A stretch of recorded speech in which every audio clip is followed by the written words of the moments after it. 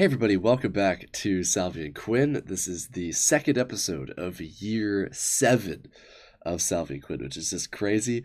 In yesterday's episode, we had my girlfriend Sophie on for an Ocarina of Time episode, which was very special. Meant a lot to me to have be sitting in between Quinn and Sophie playing Ocarina of Time. That was super special. Unfortunately, we did record a video for Sunday, and then that was last week. And now me and Quinn, if you couldn't tell by my voice, we were both sick. And so I thought I'd do a little special episode today where I'm just going to be kind of talking. This would be kind of like a podcast episode. And I'm going to be talking about my recent hyperfixation, I guess you could call it. Over the last year, I've gotten really into history, world history, European history, kings and queens and monarchies and empires and all that kind of stuff. And I've got a lot of stuff I want to talk about related to that. I could talk about it for a while. And near the end of the episode, I will show you a little bit of a haul of books, posters, one of which you might be able to see behind me, that I've bought over the last maybe 6 months. So I thought it would just be a fun time to sit down and talk to you guys. A little bit of a different episode, so if it's not your thing, that's totally fine. But to fill this gap that's been left on Sunday the 21st, I thought, why not do a little Salvy and episode talking about history, which is what I've been really into. Now, it hasn't just been the last year that I've been into history, although it's definitely been the most. Anytime I've been into history has definitely been now. I got into, like many young boys and girls, I got into Greek mythology and Roman mythology when I was probably like 10 or 11.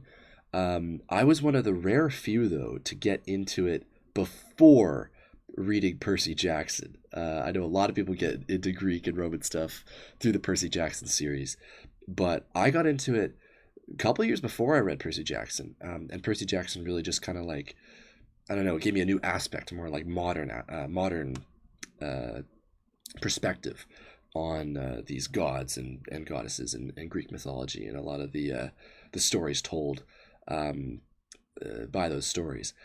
And so I was really into ancient Greece and ancient Rome, a little bit of the Roman Empire too, back when I was, maybe middle school. Then in high school, we learned a lot about World War I and World War II. But that was kind of it. I went to high school from 2015 to 2019. And so World War I was pretty much exactly 100 years old when I was learning about it. And that's as far as we went. We didn't really learn more than 100 years ago. That was kind of the extent of history that I learned, was 100 years, and that's it.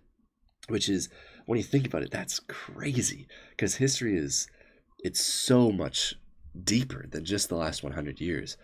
And to imagine it, if in past centuries, if you only learned about the most recent century, you're not getting so much of I don't know, of the human experience, I feel like. So I've been trying to get into that over the last year. And what really got me into history, it's kind of embarrassing, but what really got me into history was about a year ago. I watched Game of Thrones for the first time, and I really liked it. And I knew it got bad at some point, and I was kind of waiting, like, what was the point where it's like, oh, this is bad? Because even in season 5, 6, and 7, when it is going downhill, the people watching it when it was coming out, they didn't know it was bad yet. But when you realize it gets bad is in season 8. Anyway, I could talk about Game of Thrones for a while, but the parts of Game of Thrones that I really enjoyed was the whole idea of kings and queens, like the Game of Thrones. I think that the term Game of Thrones is just the perfect description of what life was like, at least at the top level, 100 years ago to 2,000 years ago, even further than that, because up into World War I and World War II, monarchies were just the norm. That's just how it was. I mean, it's still a little bit of the norm. I'm Canadian. I have a king. Like, if you follow the line of who's in charge of me all the way to the top, technically there's some guy named Charles III over in England that is like kind of in charge of me, if you follow the line all the way up, which is so weird. And that's just history, isn't it? Um, so I watched Game of Thrones. I got really into the whole kings and queens type of stuff, and it made me want to dive into Game of Thrones lore deeper. And one the biggest aspect of Game of Thrones lore is with the Targaryen dynasty. That are, if you've heard of House of the Dragon, that's the Targaryen dynasty. It's the kings and queens that had dragons, right? Which are basically just Game of Thrones nukes. And in the main Game of Thrones series, which takes place 15 years after the fall of that dynasty, you hear about this dynasty, but you don't really actually get to experience it that much. But then while I was kind of getting into the Game of Thrones, I learned that there was a book called Fire and Blood, which is a book written by George R. R. Martin, the writer of Game of Thrones. And it's a history book, a fake history book, about the first half of this dynasty. And so I wanted to read that. I thought I'll read that. Like, I'm interested in the history of this world, and here's a fake history book that takes place over, it's like 150 years of history. And so I read that. And every time I say read, I mean I listened to an audiobook. I mean, I'm still a young guy. I'm not actually reading any of this shit. So I listened to the audiobook, while I worked and stuff. And that was back in I think kind of like the early 2025. I read Fire and Blood, and I really liked it. And I read a lot of reviews of the book after, and I found out like a lot of people didn't like it because it's written in a history book kind of way. It's written as if it's a real history book, and people wanted a more, dramatized and kind of, an epic where characters are actually talking. It's not just a narrator kind of explaining what happened. But I love that part of it. So it made me think like I should start reading real history books, about stuff that actually happened. And so that was kind of the start of it. I've always been interested in the history, but watching Game of Thrones and then reading a fake history book got me into real history. So from there, kind of early in 2025, I started looking for what British history I could get into, because as a Canadian, I'm connected to Britain very much. My mom is from England. Both sides of my family obviously are from England, and from Wales. I have a Scottish last name, and live in a country that's part of the Commonwealth of England. You get it. Like, I'm very connected to England. I mean, I've grown up with Queen Elizabeth's face on my money, right? Like, that's just how it is. So I wanted to get into learning British history, and I looked up what are the best history books for England, and the one that I got recommended was A History of the English-Speaking Peoples by Winston S. Churchill. I don't know if you heard of him. And that was like, oh my God, like probably in the last 100 years, top 10 British people, Winston Churchill, right? And after he had his second term in office from 1952 to 1956, he retired, and then he wrote these books in those later years. And in the mid 1950s, he wrote 4 volumes. The first volume, I'll get into what each of the volumes are, but there's 4 volumes. And so I started listening to these volumes, and the first one takes place basically from the Roman, Britannia, the Romans coming over and taking over Britain, and was basically just like a bunch of clans at that time, to the end of the Victorian era in 1901. Those are the 4 volumes. And I listened to all 4 of those volumes and really enjoyed them, and was like, yeah, I think I'm into history now. In the spring term of early 2025, I took a British history from 1689 to present class, which is the Glorious Revolution to present. Got an A in that class, really enjoyed it, really loved just going to class and learning about British history every day, or twice a week. And then from there, I read a book about the Austrian Empire, basically from like 1700 Maria Theresa and onward, to the fall at World War One. I then started the Accursed Kings series, which is a series about the period from 1314 to, I assume, around like 1328-ish. I'll show you what I'm looking at in a little bit, but it's a period of time where France, basically the House of Capet, had 11 consecutive father-son, father-son, father-son kings. And then that line ended. And then it was a couple brothers and then a cousin. So that line ended. And it's basically a 7-book series by Maurice Druon, written in the 50s, around the same time as the English-speaking peoples. And it's about, it's basically a bit of a fictionalization and dramatization of these real world events. And it's been called the original Game of Thrones. But it's stuff that actually happened. And things that are like, oh, this person, it's rumored that this person died by strangling. And then in the book, that is what happened. Even if it's not actually what happened in real life, Druon basically takes all the most fantastical elements of this period of history and then writes it into a book, into this series. So I'm currently reading that, actually. I'm on to the 4th book right now of the 7. I read just recently, I'm actually still reading it. I'm reading a book called The Habsburgs to Rule the World. And that's a book by Martin Rady, I believe is his name.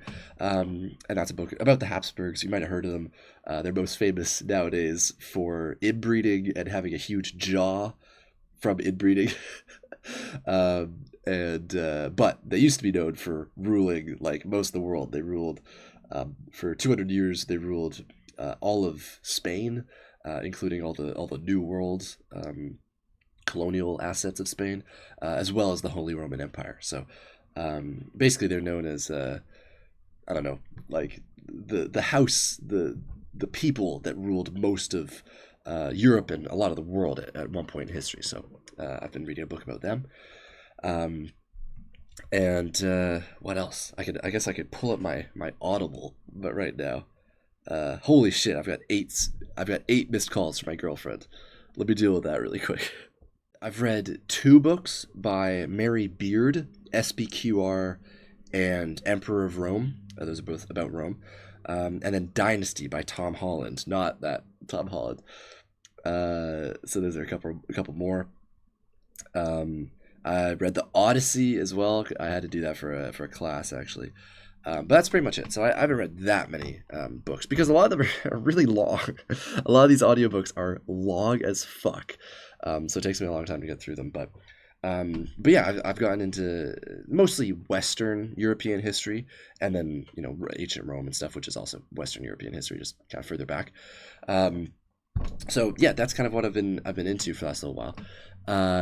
And then I went to Europe, kind of in the middle of all this. Before I started reading a lot of those, actually, I went to Europe. And when I was in Europe, I went to Norway, Sweden, Denmark, Germany, Switzerland, Italy, the Vatican, France, Spain, Portugal. And I don't know if you guys know this, but a lot of those countries still have monarchies, actually. When I was in Norway, the first country I went to, I was there for their Constitution Day on May 19th, I want to say. I think it's May 19th. Yeah, no.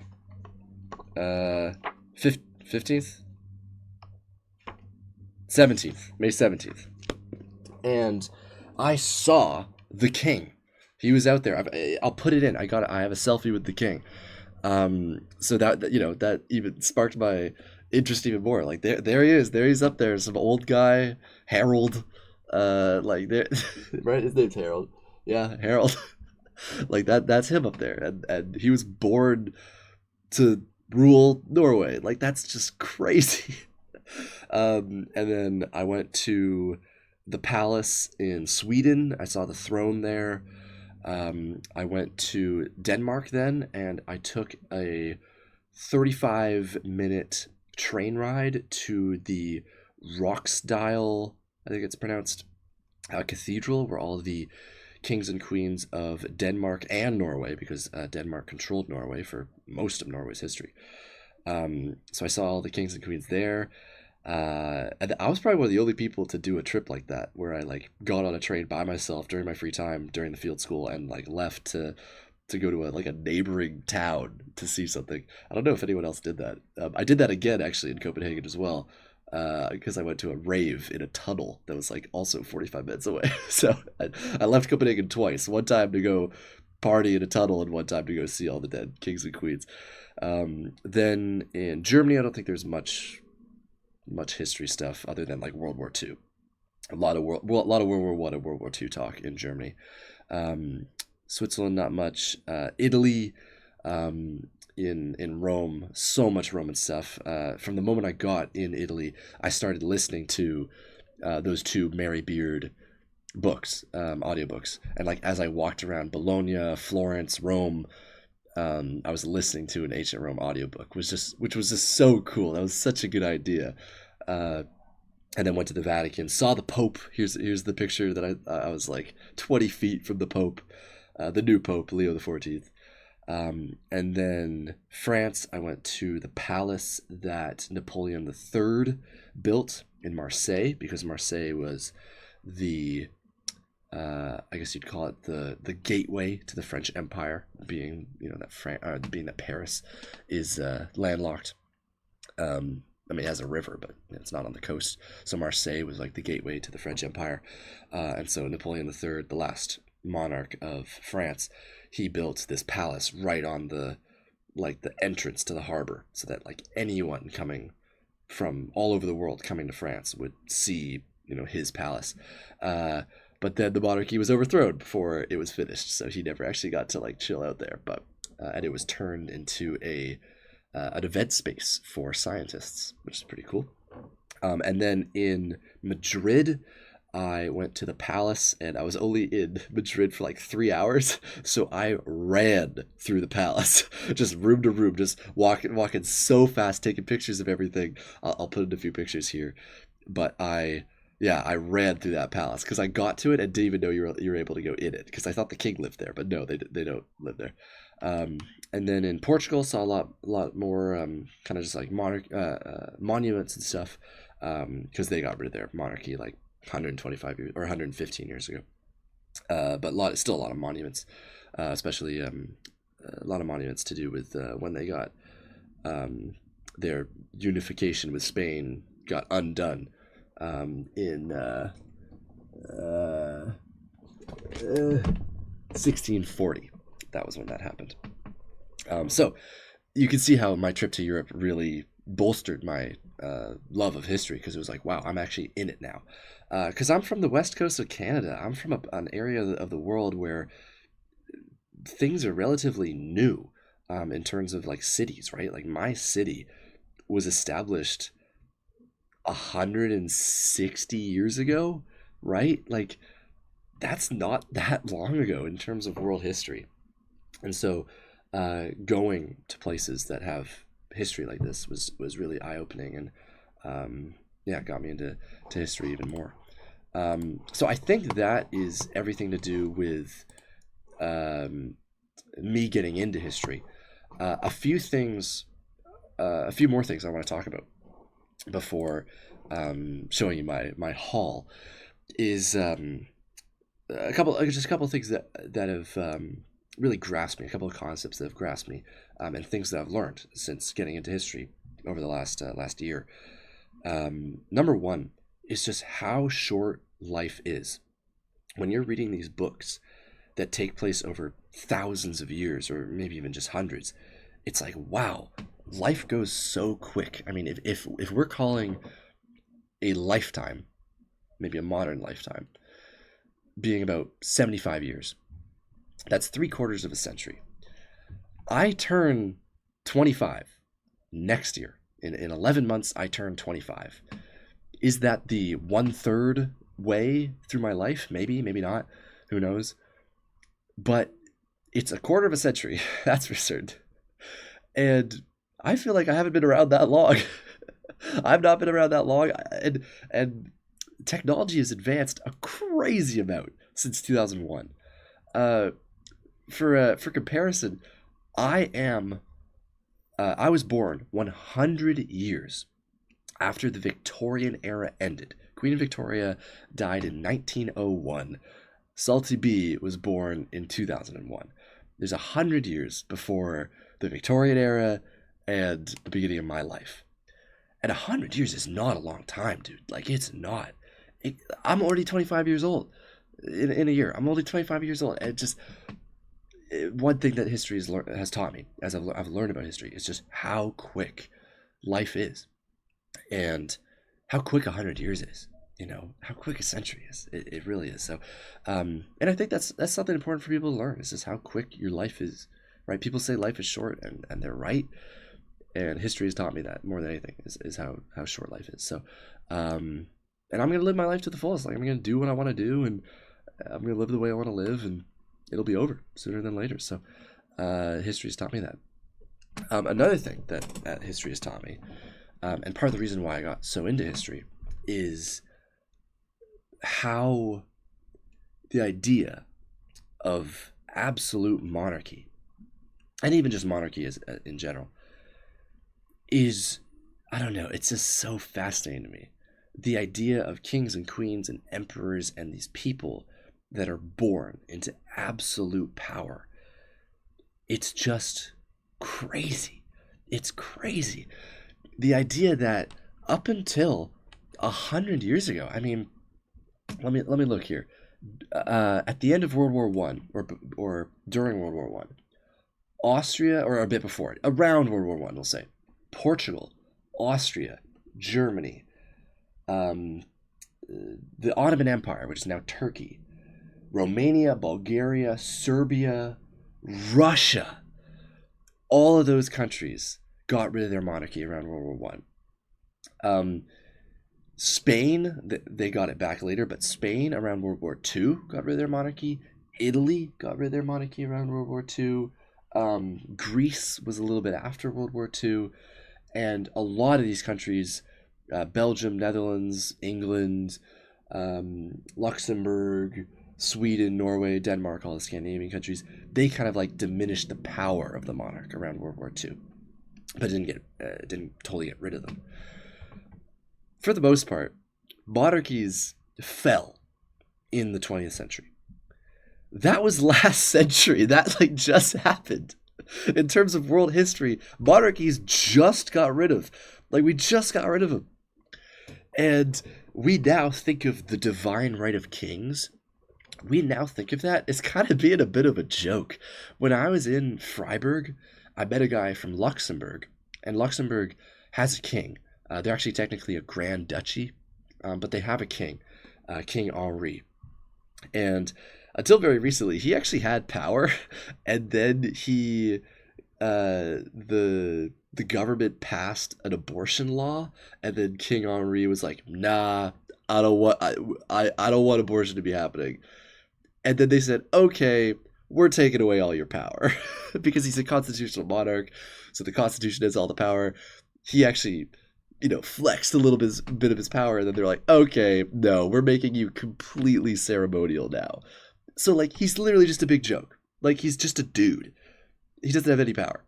He tried to flex a little bit of power, and they said, "Okay, no, we're taking that from you, right? We're not having you get rid of the laws that we're passing, right?"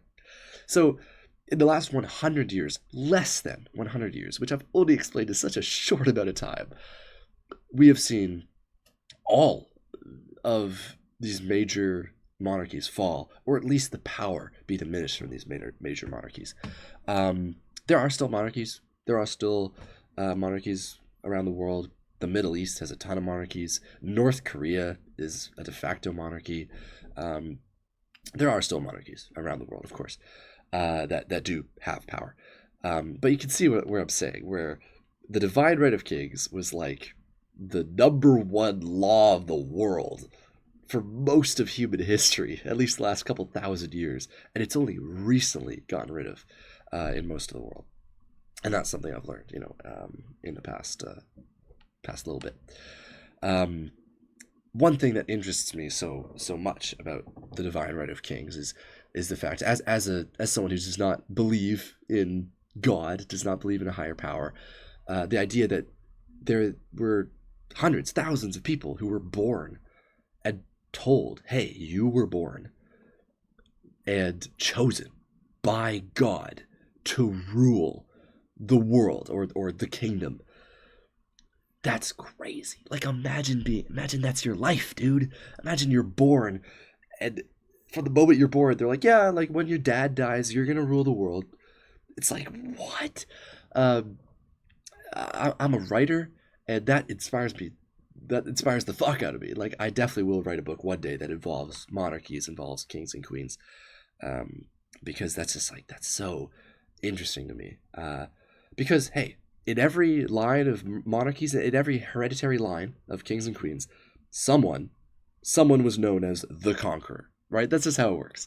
Someone is going to have the most money, the most power, the most influence, the most means of production, or whatever it is, and eventually they will take over. They will conquer the territory, and they will become the king.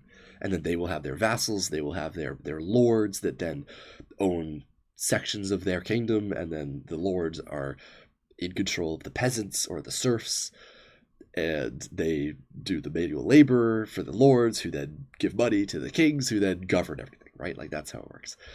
And the idea that people are born into all these roles, right? They are born into the lordship, they're born into being peasants, they're born into being kings and queens, is just fascinating. Like, and I think it's just, I mean, I'm not the first one to realize this. Obviously, everyone idealizes and looks up to kings and queens 100 years ago, and now even today, people, are fascinated in kings and queens, just like I am, because it is just like, what a life to live. I mean, out of all the lives to live in the history of humanity, kings and queens are up there. Of course they are. But after somebody conquers the world, after someone conquers a kingdom and becomes king, when they die, because that's just humanity, when they die, who are they going to give their power to? It's going to be their eldest son. And did that eldest son do anything to rule, to conquer the world? No. And what about his son? What about his son? What about the nephew or the cousin? Because the male line is done in one branch of the family, and then it goes to a different line. Eventually, you just have some guy who was just born into it and has nothing to do, doesn't even know what his great great great great grandfather did to conquer England or whatever, and he's just some guy.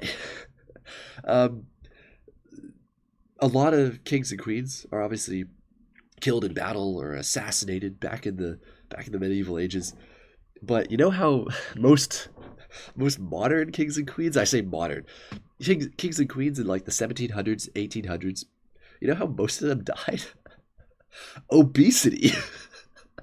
Because their whole life is just sitting and eating and drinking and smoking. The last 5 kings of England, kings and queens of England, have had cancer. Charles III has cancer. Queen Elizabeth died of bone marrow cancer. And then George VI, Edward VIII, and George V all died of lung cancer from smoking. Right? Like, these guys aren't dying in battle anymore. They're not leading an army into battle. The last English king to fight in battle was George II, who died in 1760. Right? That's when America was still British. So I don't know. It's just a fascinating part of history. Kings and queens are just a fascinating part of history, and the lives they lived, and the power they were given on birth is just, it's very fascinating to me. I don't know. It scratches some itch in my brain to learn about absolute monarchies, and learn about people born into power, because it's something that just is happening less and less, which is good. Like, great. We are now dividing power based on merit. Like, wow, what a concept, guys. So anyway, that's I think those are most of my thoughts about history, about kings and queens and monarchies, and what fascinates me about them and why I've gotten so into them. And then, my trip to Europe really just got me even more into this stuff, being in the palaces and seeing the coffins of these dead kings and queens, these people who actually lived and ruled and were born into it. And we're really just people, because you can believe whatever you want. Personally, I believe that there is no God, and I believe that these people were not chosen by God to do shit. They were just the great, great, great, great, great ancestor of some guy who won a battle and then said, well, God must have chosen me to win this battle. Therefore, I'm chosen by God. And then my son is chosen by God. And my grandson is chosen by God. When really, we're just all making up shit.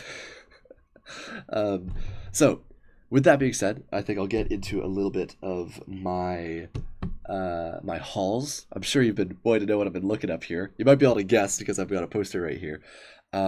This is where I have to shout out another YouTube channel, Useful Charts, usefulcharts.com.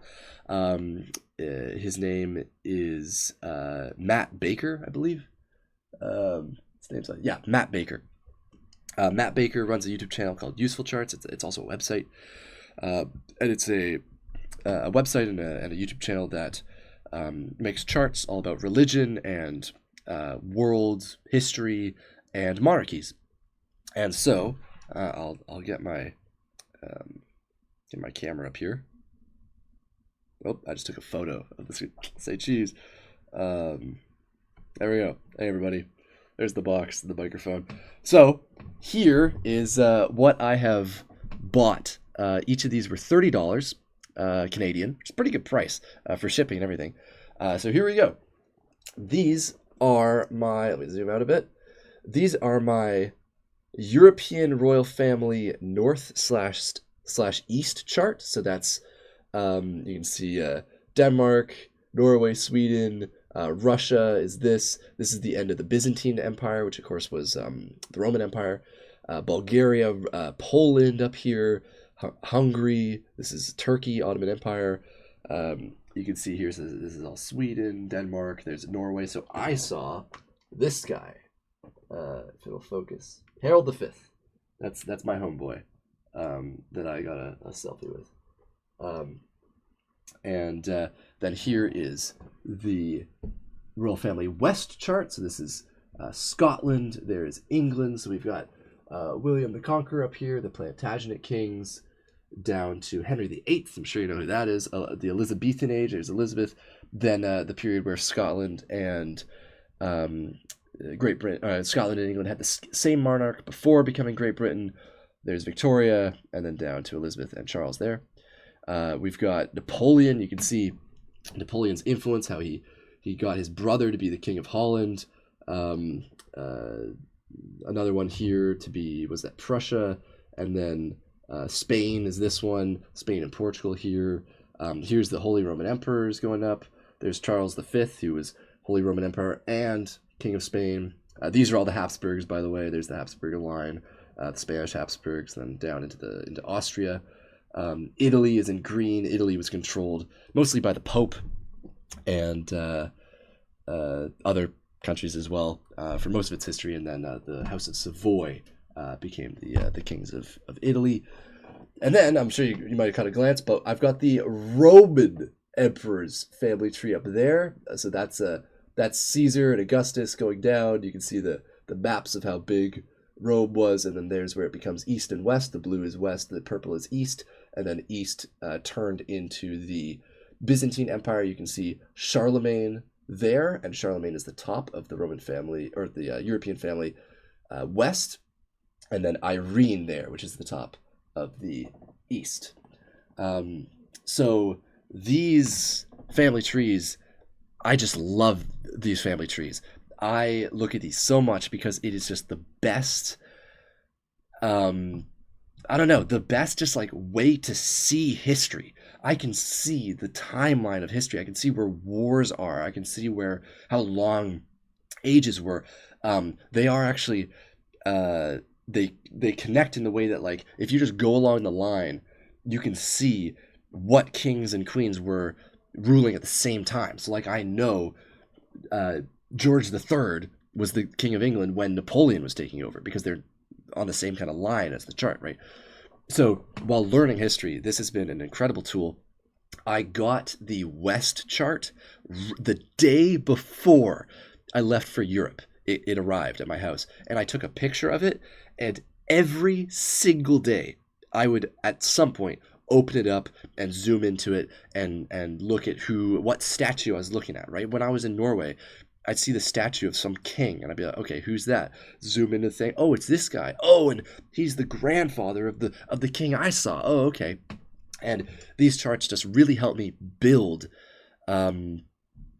history in my head. It makes it so easy to see where things connect, and to see who was kings and queens at the same time, to see the royal succession, and to see years and everything. So shout out to Matt Baker and these charts. You can get these online at usefulcharts.com if this is your type of thing. Maybe it is if you've gotten this far into the video. About $30 for these charts, Canadian, so probably like $20 American.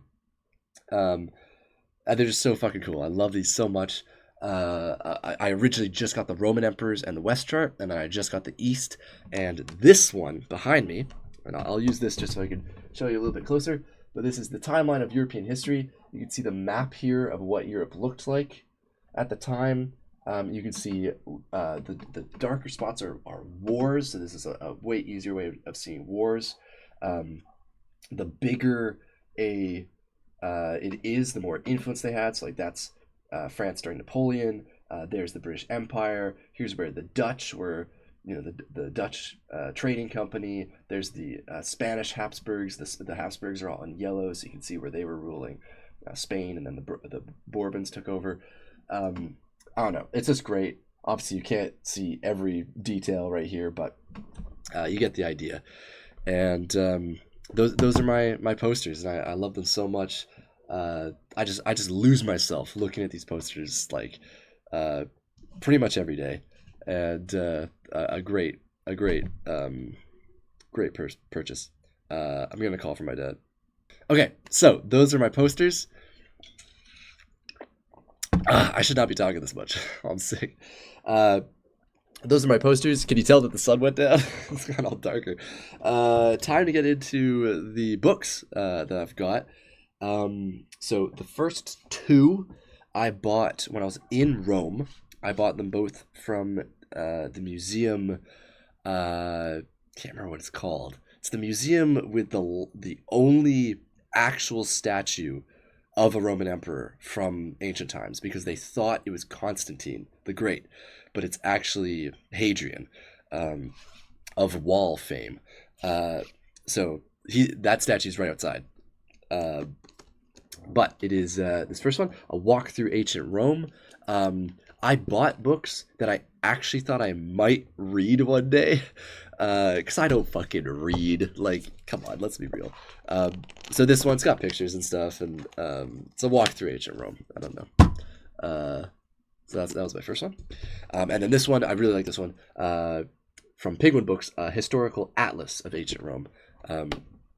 So this one, a lot more of like showing maps and stuff, showing battles, and this one, like, I actually have flipped through, and I've been more into like medieval history recently, more than ancient Rome, which is like, ancient Rome is like medieval ages, you know what I'm saying? Even more than that. Ancient Rome is so fucking old, but yeah, those are my two ancient Rome books. So I haven't really been looking at these too much recently. The next book I bought was, I really wanted to get a history of the English-speaking peoples by Winston Churchill, because I read it and I loved it, and I was like, you know what? Like, one day I'll be old and retired, and I will want to sit down and reread these huge 4 volumes of English history. And I want like I want good copies. I want like nice books of these volumes, and even if they're really expensive, like, I'd love to get these. So on Amazon, I'll put a picture of it in. This is what I bought for $44, and I'm an idiot because of course that's not $44. What ended up coming because in the fine print it actually just said it was one volume, is this. So this is Winston Churchill, A History of the English-Speaking Peoples. It's got this sleeve on it and stuff. And it is the book, like it is, they weren't lying, but it's not the picture, obviously. That picture is all 4 volumes and an index book as well. So I was really frustrated at that because they straight up lied to me, and I was going to return it, but then I just kind of didn't get around to it. And then I go to the bookstore just a couple days ago, about a week ago, actually. Yeah, it was 1 week ago. It was on Friday. I go to the bookstore. I'm looking around, and I go to the history section, and I find this.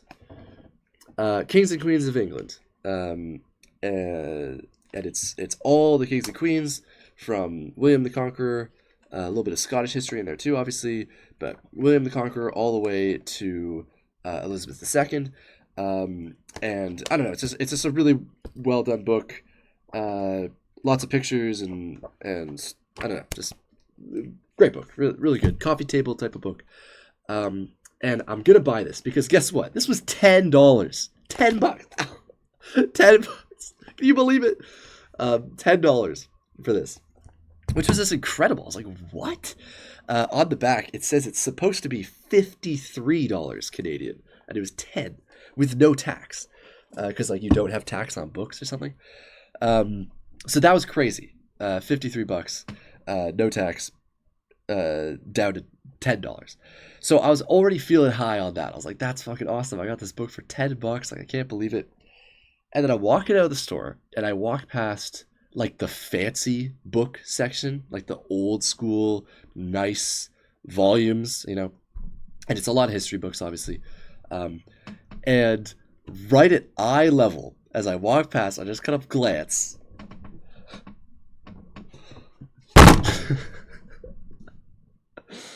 Is a Winston Churchill, A History of the English-Speaking Peoples by Winston S. Churchill. And this is like the 1956 version. And so here are all the volumes. We've got The Birth of Britain, which is from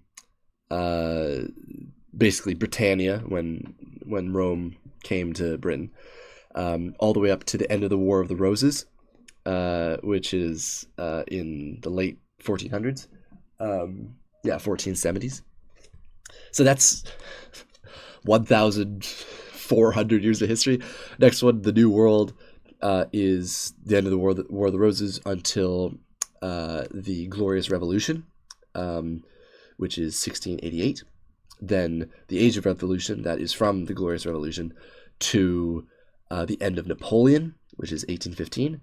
And then the Great Democracies is 1815 to 1901. So we've got 1,400 years of history, 170 years of history, 120 years of history, and then 75 years of history.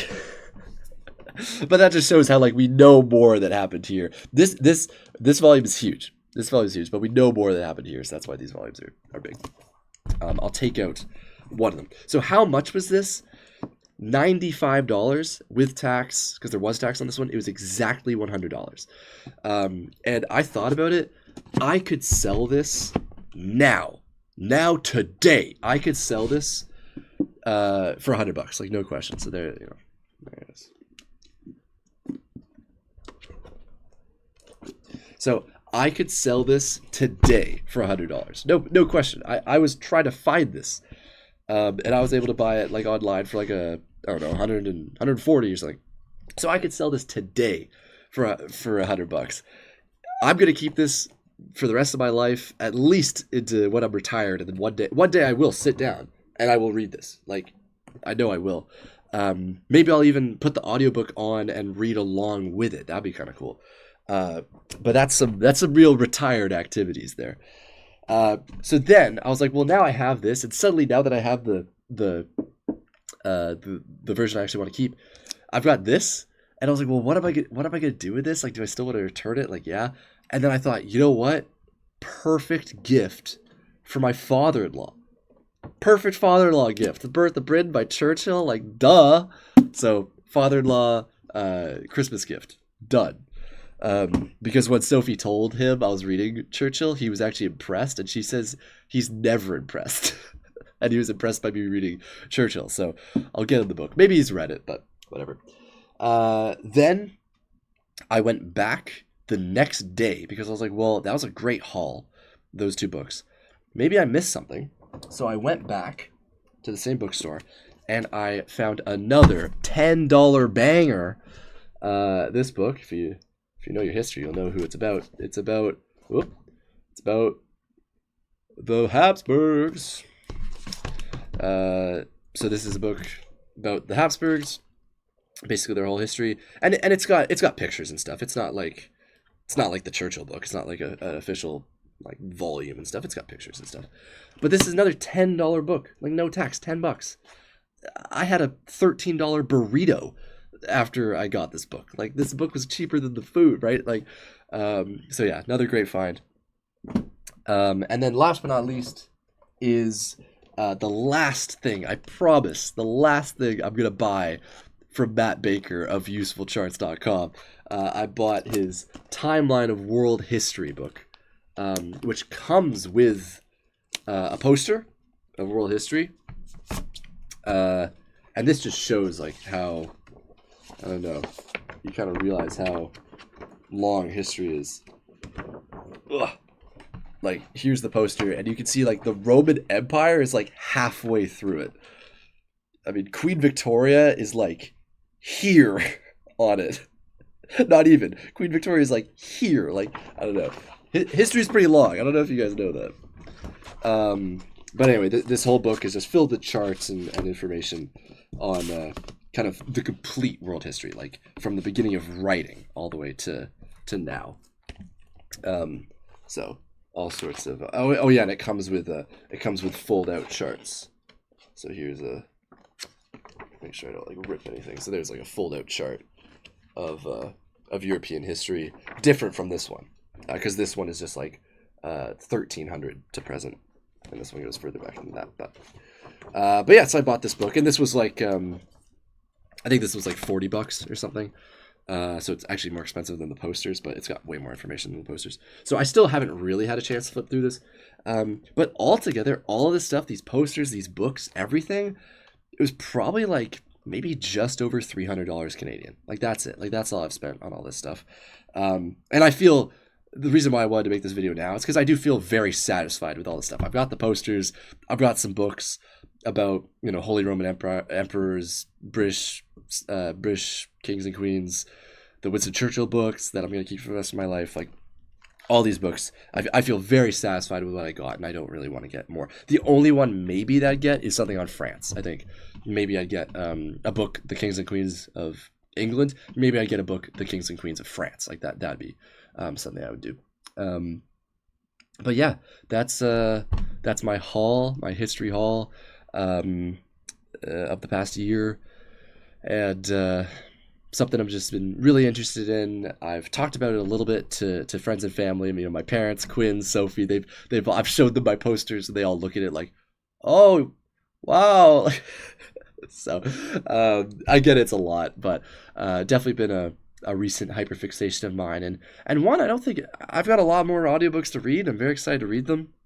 I've got just today, this morning actually, I bought a 43-hour long The English and Their History by Robert Tomes audiobook about English history, basically from like written history all the way to modern day, like all the way to Brexit, which is great because the Winston Churchill one only goes to 1901, end of the Victorian era.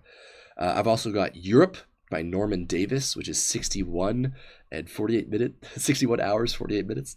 And I still have to finish one of the Mary Beard Roman books, and then I've got 5 hours left on the Habsburgs. So a lot more to read, but I don't think I'm gonna be done with history for a while.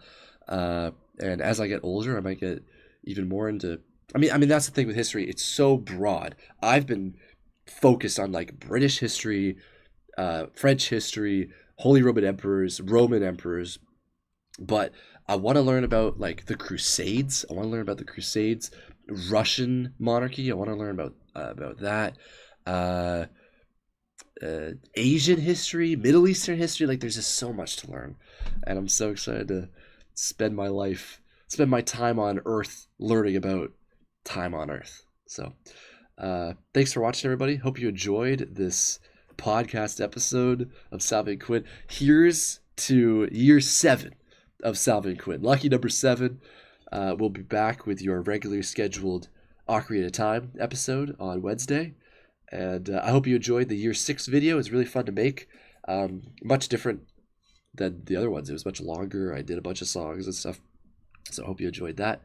And thank you so much for listening to my rambling on my my love of history in the past year.